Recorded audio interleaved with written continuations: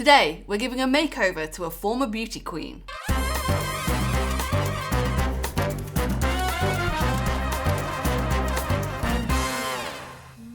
So guys, I have someone very special for you today. She's a former Miss England, and I guess this shows that ultimately we all end up needing a little bit of help. So let's head on straight over to her picture and decide what we're gonna do. One of the things that jumps out at me straight away is kind of this area here. There is a bit of a nasolabial fold there, but I can see that the bone which the nose sits on is kind of starting to get a bit stepped back. And this happens to everybody as we age, but it might be quite nice to bring that forwards a little bit. What about this here, guys? The chin crease. That's certainly something that we could look at improving, isn't it? I think overall the symmetry is really not too bad at all.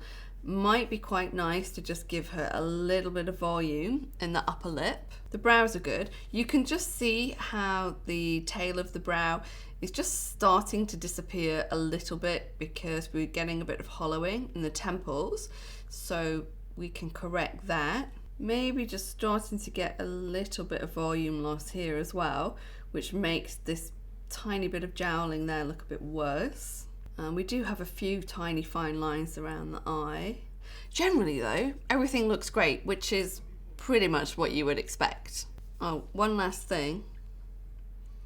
The light reflex in the central part of the forehead. I think we could make that a bit nicer. So how did we do it? We started off with the classic, using Botox in the forehead, the frown lines and the crow's feet. We also injected the mentalis muscle, which is this one right here in the chin, and the DAO, which is right here too. Injecting the lower part of the face helps to give a bit more of a rested look, and it helps the corner of the mouth come upwards slightly, so you look a little bit, happier. We're gonna put a lot of volume at the base of the nose. Remember when I said it was quite smushed back? So we're adding some Juvederm Vol Lift to bring that forwards. And we're gonna go up to the temple to add some Juvederm Vol Lift here as well. Now Juvederm Vol Lift at the angle of the jaw too. This just helps to pull everything back a little bit. We're using a cannula to the chin crease and just swinging that on round to do the marionette line. It's good if you can do it like this because it means that you have to use less injection points, which means there's less risk of bruising. I'm going to do something now which I don't do too often, which is use a needle in the nasolabial fold. She's got good volume and good lift in the face, so I really felt we could get away with this. Now we're going to use some filler along the cheekbone, along the arch here, and also the front part of the cheek. We're going to go in with some Juvederm Voluma. Going back again to do the angle of the jaw with some more superficial volume. And this is quite an interesting technique. It's lots of tiny little injections in the superficial layers of the skin to kind of lift up the tissue. So with this, we tend to do the frame of the face, so here and here, quite far back near the ear. We're going to swap out that filler now and use an insulin needle to inject the central part of the forehead. I like doing it this way because you get a bit more control. And we're going to use Juvederm Vol Lift. Now I'm using an insulin needle to do the tear trough. Well, is it tear trough or is it front part of the cheek, but kind of high up? It's hard to tell.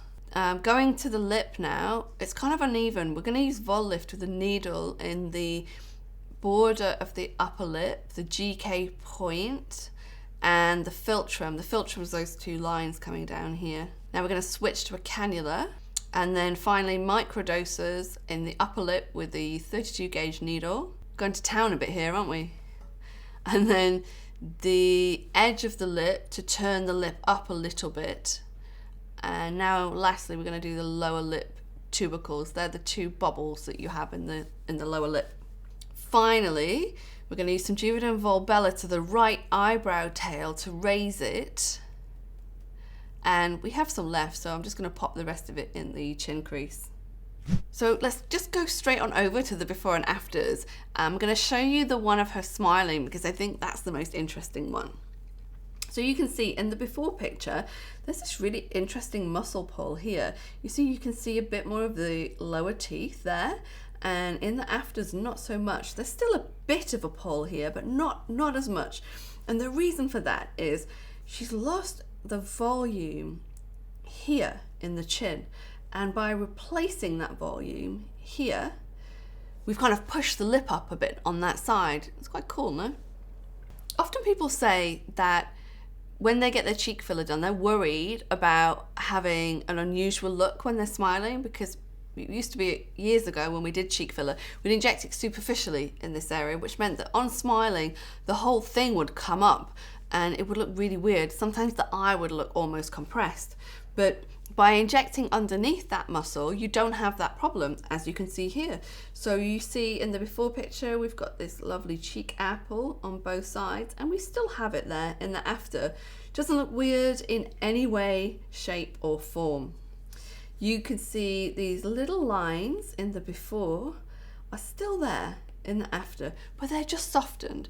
And that's the whole point. We don't want to get rid of these small character lines, because that is what makes, you.